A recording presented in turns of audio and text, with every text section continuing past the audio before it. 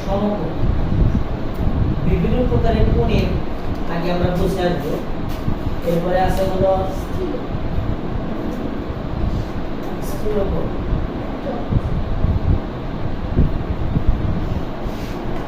এরপর রয়েছে হলো সরল কোণ।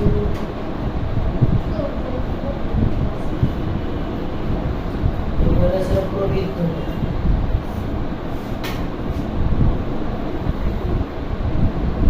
এই কয়টা কোণ আগে আমরা পড়ব, পরে একটু ব্যাখ্যা দেব।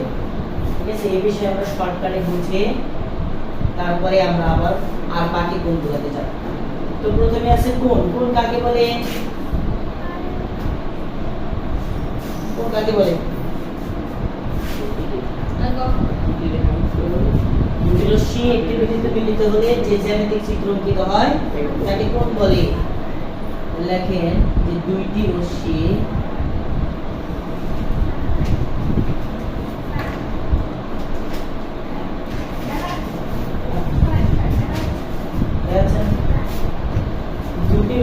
একটি বিন্দুতে মিলিত হলে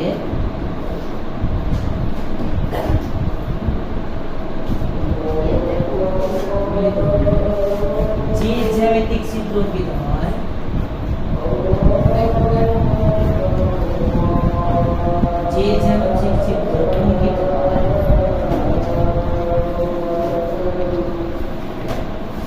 তাকে কোণ বলে। মুখস্থ করা দুই একটা চিত্র অঙ্কন করে দেখাবো। যেমন A B C, A B C একটা কোণ।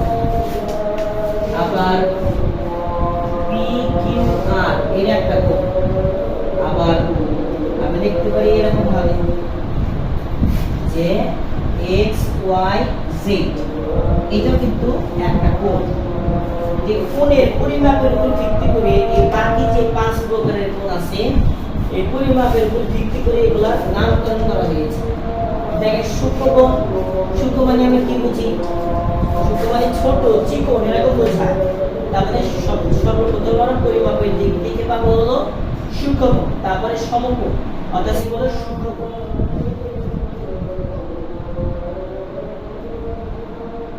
প্রথমে আমরা পাবো সূক্ষ্মকোণ। সূক্ষ্মকোণের সংজ্ঞা দেখেন সূক্ষ্মকোণ কাকে বলে? আমরা লিখব যে সূক্ষ্মকোণের সংজ্ঞা 0 ডিগ্রি থেকে বড় কিন্তু 90 ডিগ্রি থেকে ছোট সকল কোণকে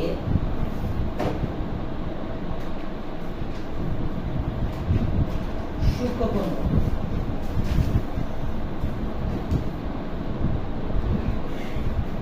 তার মানে এই 0 ডিগ্রি থেকে বড় তাহলে সবচেয়ে ছোট সূক্ষ্মকোণ কত? 1 ডিগ্রি। আর সবচেয়ে বড় সূক্ষ্মকোণ হলো 89 ডিগ্রি, মাত্র 1 ডিগ্রি। ঠিক আছে, এরপর আসেন হলো সমকোণ।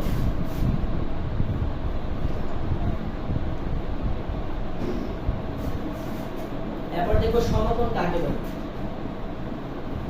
একটা সরলরেখার উপর যদি দুইটা কোণ আমরা অঙ্কন করি আর ওই দুইটা কোণ যদি প্রত্যেকটি সমান হয় তাহলে সেটা কি হবে?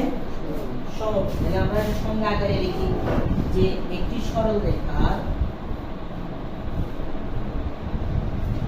সরলরেখার উপর অবস্থিত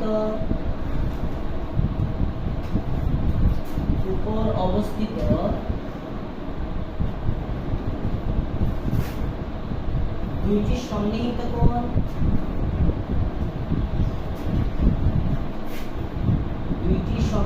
কোণ সমান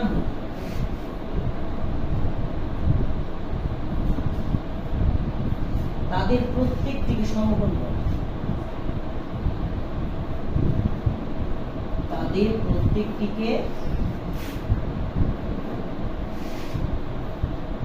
সমকোণ। তার মানে এই চিত্রটা আমরা দেখে আসি, এই চিত্র দেখা দরকার। এটা একটা সরলরেখা, আমরা লিখলাম এ আর বি। এটার সরলরেখা, এই সরলরেখার উপর অবস্থিত একটা সরলরেখার উপর অবস্থিত হয়েছে দুটি সন্নিহিত এই সন্নিহিত কোণ মানে সঙ্গে লাগানো কোণ। সন্নিহিত কোণ মানে কি? একসঙ্গে লাগানো যদি দুইটা কোণ থাকে ওই দুইটাকে বলা হয় সন্নিহিত কোণ। যেমন এই দুইটা কোণ একসাথে লাগানো আছে, এই দুইটাকে কি বলবো আমরা? সন্নিহিত কোণ বলবো। আর এই যে এই দুইটা কোণ যখন সমান হবে তখন এই দুইটা কোণের প্রত্যেকটিকে কি বলা হবে? সমকোণ। এটা সমান, তাহলে প্রত্যেকটা কি সমকোণ। থেকে বড় কিন্তু 180 ডিগ্রি থেকে ছোট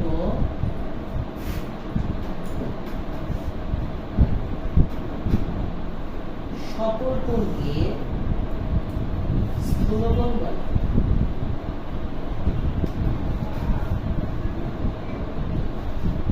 তার মানে আমরা বুঝতে পারলাম যে তাইলে ক্ষুদ্রতম স্থূলকোণ হলো 90 থেকে বড়, তার মানে 91, আর বৃহত্তম স্থূলকোণ হলো 180 থেকে ছোট, তার মানে 179 ডিগ্রি।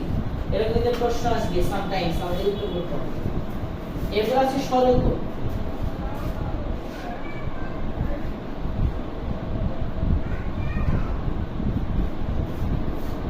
সরলকোণের সংখ্যা আগে যেটা সেটা কিন্তু দেওয়া যাবে না, যে 180 ডিগ্রির সমান কোণকে সরলকোণ বলে, ওটা কিন্তু দেওয়া যাবে।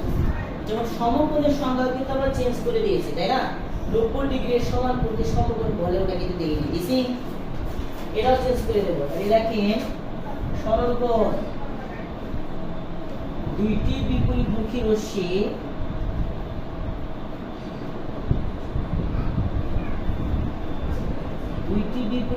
রশ্মি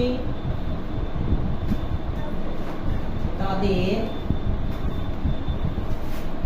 সাধারণ প্রান্ত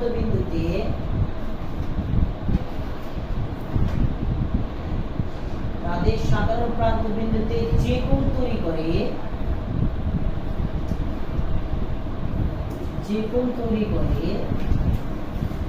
তাকে সরলকোণ বলে।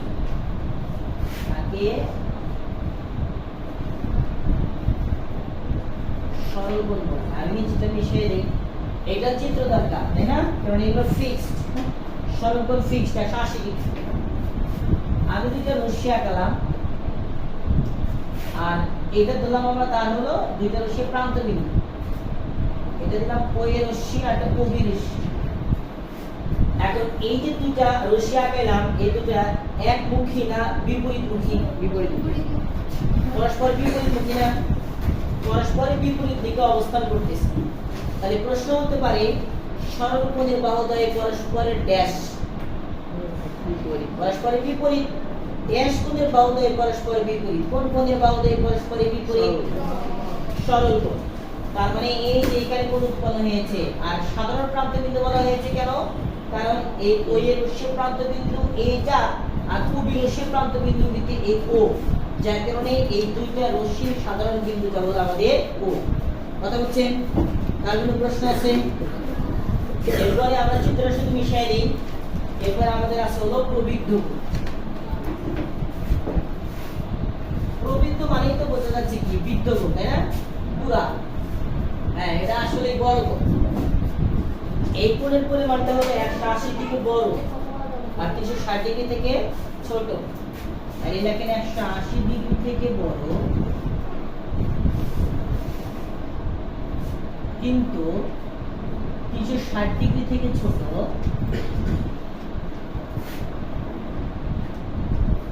সকল কোণকে প্রবৃদ্ধ কোণ বলে। এই প্রবৃদ্ধ কোণের আরেক নাম আছে, তার নাম হলো প্রত্যাবর্তন কোণ। এইটুকু গেল মুখস্থ করার মতো। এইটুকু খেয়ে নেন, তারপর আমি একটা স্ট্রাকচার দেব। ওই স্ট্রাকচার যদি আপনি ফলো করেন তাইলে আপনার সবকিছু একসাথে মনে থাকবে। আমি মুখস্থ করাগুলো একসাথে লিখে দেওয়া হবে।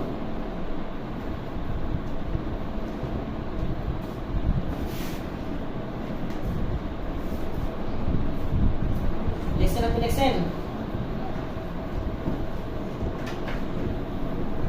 এতটুকু স্ট্রাকচার মনে রাখলে কিন্তু আমরা এর আগে যতটুকু আলোচনা করছি সব হবে। এটা সাইডে লিখে নেবেন, এটা হলো আমাদের আলোচনার বিষয়। কথা বলছেন, এটার মাধ্যমে কিন্তু আমরা আগে যা কিছু বলছি সবকিছু কিন্তু শর্টকাটে কিন্তু এর মধ্যে দেওয়া আছে। কথা ক্লিয়ার? এবার আরো কিছু কোণ আছে সেগুলাকে বলা হয়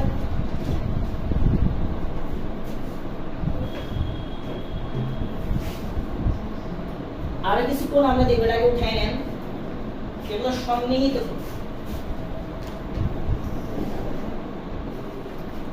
সন্নিহিত কোণ, এরপর আছে সম্পূরক কোণ,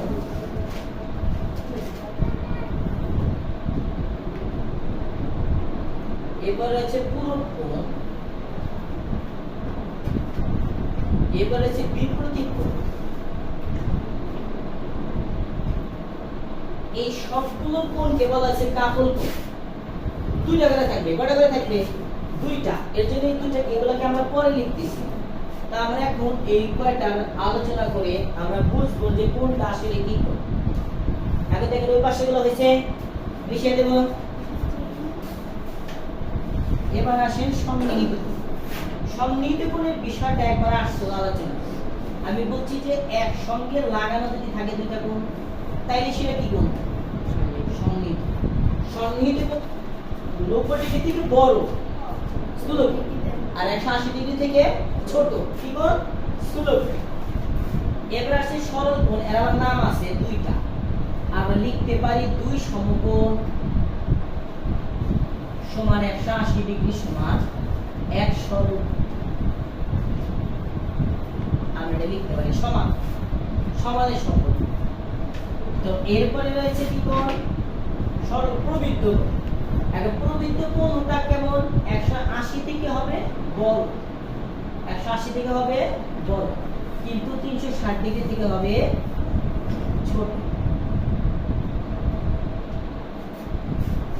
এটা হলো প্রবৃদ্ধ কোণ। তাহলে 360 ডিগ্রি একটা নাম আছে, সেটা হলো 4 সমকোণ। 4 সমকোণ সমান 360 ডিগ্রি সমান 2 সরল কোণ। এটার আরেকটা নাম আছে, সেটা জ্যামিতিক কোণ। কি কোণ?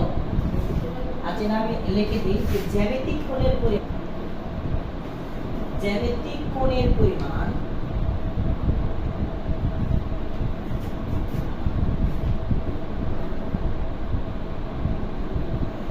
জ্যামিতিক কোণের পরিমাপ কত?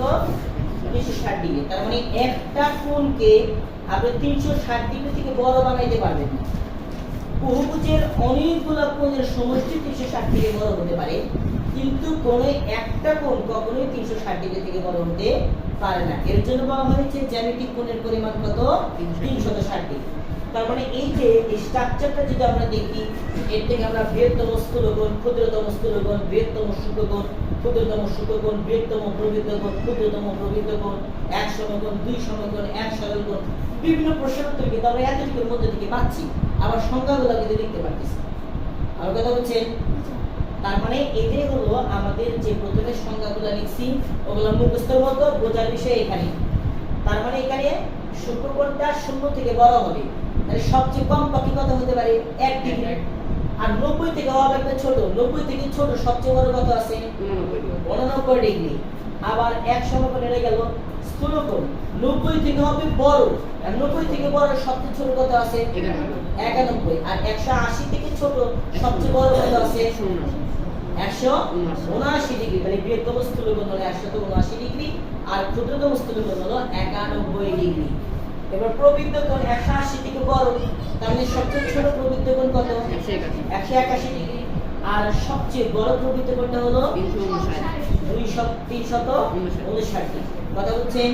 তো এতটুকু স্ট্রাকচার মনে রাখলে কিন্তু আমরা এর আগে যতটুকু আলোচনা করেছি সব হবে। এটা সাইডে লিখে নেবেন, এটা হলো আমাদের আলোচনা রিভিশন। কথা বলছেন? এটার মাধ্যমে কিন্তু আমরা আগে যা কিছু বলছি সবকিছু কিন্তু শর্টকাটে কিন্তু এর মধ্যে দেওয়া আছে। কথা ক্লিয়ার?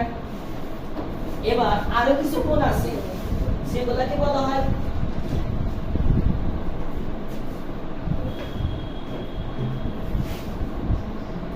আরো কিছু কোণ আমরা দেখব, এটাকে উঠাই নেন, সেগুলো সন্নিহিত কোণ। সন্নিহিত কোণ, এরপর আছে সম্পূরক কোণ,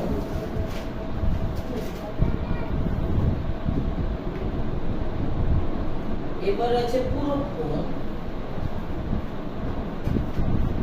এরপর আছে বিপরীত কোণ। এই সবগুলো কোণকে বলা আছে কাপল কোণ। দুইটা করে থাকবে, কয়টা করে থাকবে? দুইটা। এর জন্য এই দুইটাকে এগুলোকে আমরা পরে লিখতেছি। তা আমরা এখন এই কয়টার আলোচনা করে আমরা বুঝবো যে কোনটা আসলে কি কোণ। সন্নিহিত কোণের বিষয়টা একবার আসছে আলোচনা। আমি বলছি যে এক সঙ্গে লাগানো যদি থাকে দুইটা কোণ, তাইলে সেটা কি কোণ? সন্নিহিত। সন্নিহিত কোণের আদর্শ কোনো মাপ নাই, কি নাই? সন্নিহিত কোণের আদর্শ কোনো মাপ নাই। যদি দুইটা কোণ একসাথে লাগানো থাকে তাইলে সে দুইটা কি কোণ? সন্নিহিত কোণ। তাহলে সংজ্ঞাটা লিখে আসি। যদি একই সমতলে দুইটি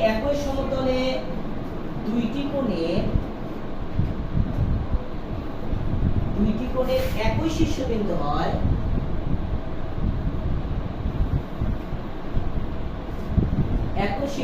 হয়, এবং কোণদ্বয় সাধারণ বাহুর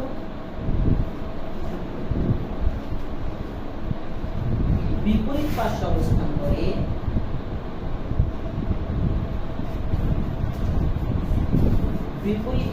অবস্থান করে, তবে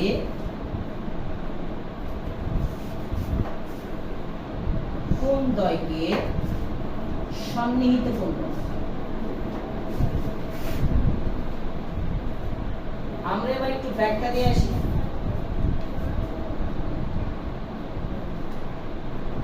এ ও বি সি, এখানে দুইটা কোণ আছে, এই দুইটা কোণ একসাথে লাগানো আছে, তাহলে এই দুটো সন্নিহিত কোণ।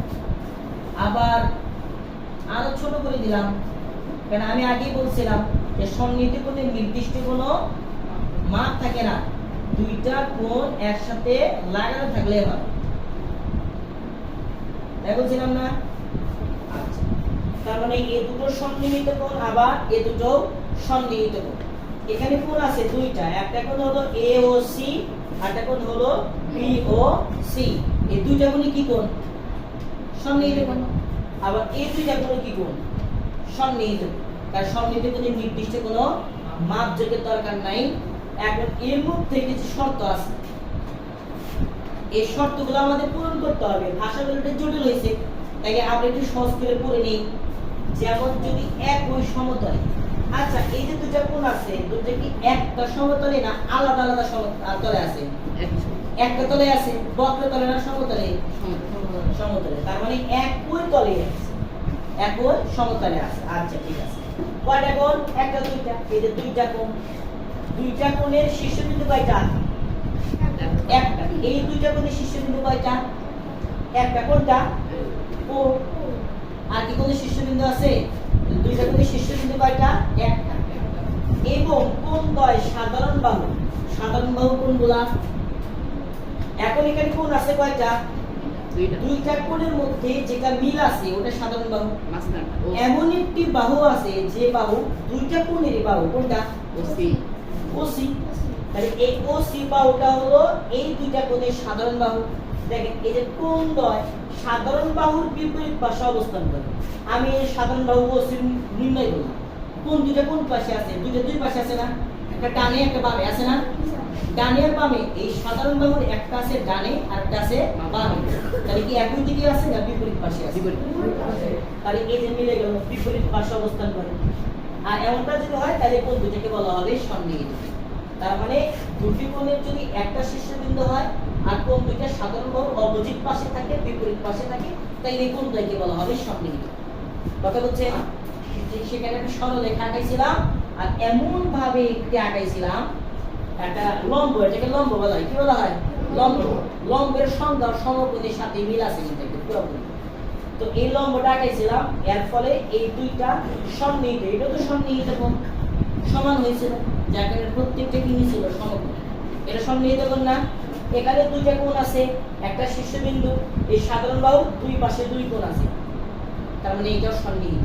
কথা বলছেন? এটা সন্নিহিত কোণ ছোট বড় মাঝারি এটা কোনো ম্যাটার করে না।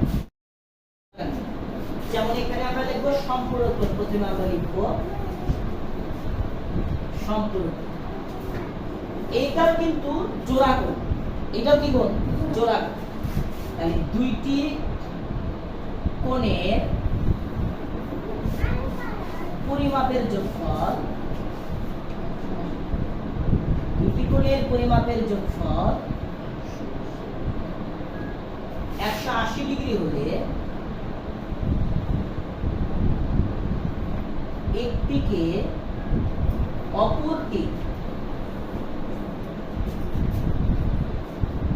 অপরটির সম্পূরক কোণ বলে।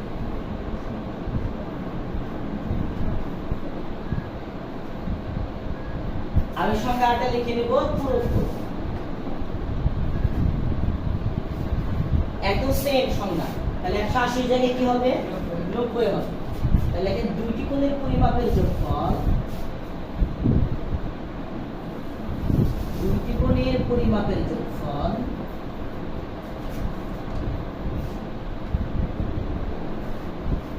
90 ডিগ্রি হলে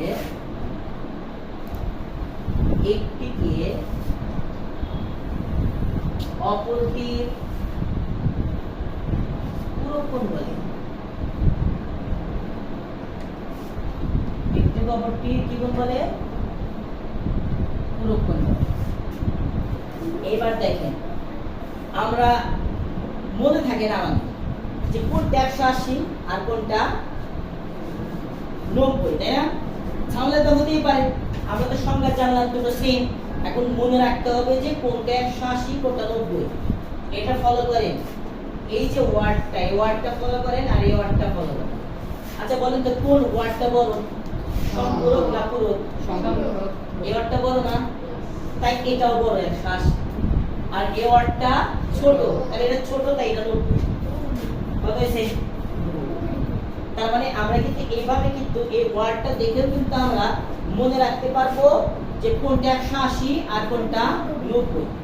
এবার আমরা एग्जांपल দিয়ে এই যে একটি অপরটির বোঝাবো। একটি অপরটি আমরা যদি বাংলা ভাষায় ব্যবহার করি পরিপূরক, তার মানে কি বোঝায়? যে একটা ছাড়া আরেকটা অজর, একটা ছাড়া আরেকটা অজর। এই যে পূরক ও সম্পূরক, এটাও কিন্তু দুইটা কোণের বিষয়। কয়টা কোণ? ডাবল কোণ। তার মানে এখানে একটা ছাড়া আরেকটা হলো অজর। এখন দুইটা কোণের যোগফল যদি 180 ডিগ্রি হয়, তার মানে অবশ্যই একটা সরল কোণ আঁকতে হবে। আর সেখানে আমরা দুইটা কোণ লিখছি, এ বি ও, আর এখানে দিলাম আমরা কত? সি। আচ্ছা খেয়াল করেন, এখানে কোণ আছে কয়টা? দুইটা। আর এই দুইটা কোণের যোগফল কত? 180। তার মানে আমি এ ও সি প্লাস কোণ বি ও সি সমান সমান কত লিখতে পারি? 180 ডিগ্রি। মানে দুইটার পরিমাপের যোগফল কত? 180। তাহলে দুইটা কোণের যোগফল 180 হলো। তিনটা কোণের যোগফল হলে কি তার হবে না? কয়টা হওয়া লাগবে? দুইটা কোণের যোগফল কত হবে? 180। এই দুইটা কোণের যোগফল কিন্তু 180। এখন একটিকে অপরটির মানে আমি নাম্বারিং করলাম, সাপোজ এটা 1 আর এটা 2, তাহলে 1 এর সম্পূরক কোণ 2 আর 2 এর সম্পূরক কোণ হবে 1। তারপরে আমরা বলতে পারি যে কোণ বি ও সি, এই কোণের সম্পূরক কোণ হবে কোনটা? কোণ এ ও সি। বি ও সি কোণের সম্পূরক কোণ হবে এ ও সি। আবার উল্টায় দেন যে এ ও সি কোণের সম্পূরক কোণ হবে কোণ বি ও সি। পুরো কোণের কারবারও সেম, ওটাও সেম। মনে রাখবেন, আমি কিন্তু বলি না এই দুটো কোণ সমান হবে, কখনোই কিন্তু বলিনি। এর কখন সমান হয়? সমকোণের বেলায়। কখন? সমকোণের বেলায়। একইভাবে পুরো কোণ দুটো কিন্তু সমান হবে না। আমি দেখলাম পি ও কিউ, এখানে দেখলাম আর, এখানে কিন্তু আমরা লিখতে পারি যে কোণ পি ও কিউ সমান সমান 90 ডিগ্রি। এই P O Q that means পুরোটা বুঝেছে না? তার মানে আমাদের বুঝতে বাকি নাই এখানে এই দুইটা কোণের যোগফল কত ডিগ্রি? 90 ডিগ্রি। আর দুইটার যোগফল 90 ডিগ্রি হলে কি কোণ পাবো আমরা? পূরক কোণ পাবো। একটা অপরটা, একটা অপরটা গেল হলো কাল্পনিক। এবার আসি আমরা কিভাবে প্রশ্ন আসবে। প্রশ্ন আসবে এইভাবে যে 60 ডিগ্রি কোণের সম্পূরক কোণ কত? 120। কারণ আমাদের এই দুটোর যোগফল 180 ডিগ্রি। এইটা যদি 60 হয়, অবশিষ্ট কোণ কত হবে? 180 থেকে বাদ। তাহলে 3 120, তাহলে 60 ডিগ্রি কোণের সম্পর্কিত কোণ হবে 120 ডিগ্রি, আর 120 ডিগ্রি কোণের সম্পর্কিত কোণ হবে 60 ডিগ্রি। আবার যদি এখানে যদি থাকে 60 ডিগ্রি, তাহলে 60 ডিগ্রি কোণের পুরো কোণ কত? 30 ডিগ্রি, কারণ এই দুটোর যোগফল আবার কত হবে? 90 ডিগ্রি। আবার এই 90 ডিগ্রি কোণের থাকে, কথা বলছেন? আচ্ছা, তার মানে আমরা একটা জিনিস জানলাম যে সম্পূরক যদি বলে কোন কোণের সম্পূরক যদি বের করতে বলে, তাহলে কত থেকে বাদ দেব? 180 থেকে বাদ। আর পূরক বললে কত থেকে বাদ দেব? 90 থেকে বাদ। Okay fine. তাহলে এবার বলেন x ডিগ্রি কোণের সম্পূরক কোণ বলে 180 minus x। আমি বলছি যাই থাকুক সম্পূরক বললে কত থেকে বাদ দেবেন? 180 থেকে বাদ। তার মানে এটা 180 ডিগ্রি মাইনাস x ডিগ্রি। তাহলে x ডিগ্রি কোণের পূরক কোণ কত হবে? 90 minus যাই হোক কি করতে হবে? সম্পূরক বললে 180 থেকে বাদ, আর পূরক বললে 90 থেকে বাদ দিলে কিন্তু আপনি আপনার রেজাল্টটা কিন্তু পেয়ে যাবেন। কথা কি? বিপরীত কোণ। আমরা এখন বিপরীত কোণে যাব।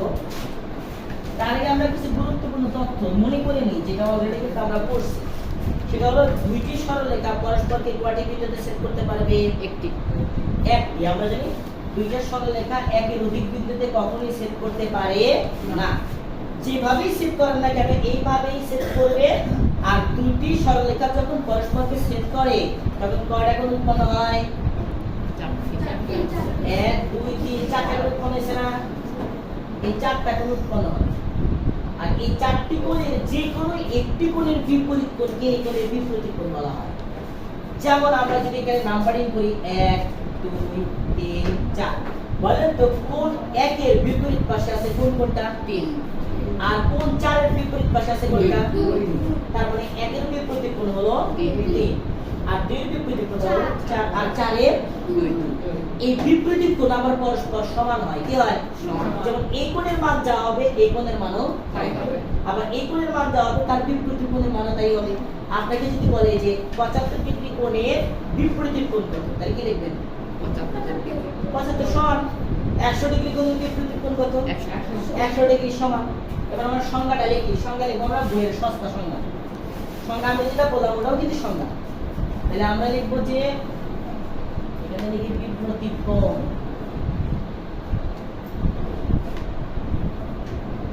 সহজ সংজ্ঞা দিই পুরাতন বই থেকে, তাই না? যে কোন কোণের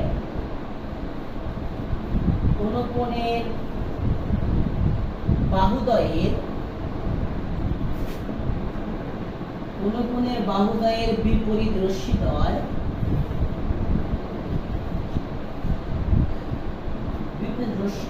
যে কোণ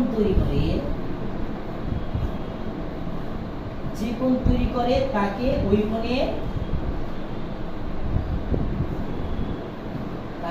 কোণের বিপরীত কোণ।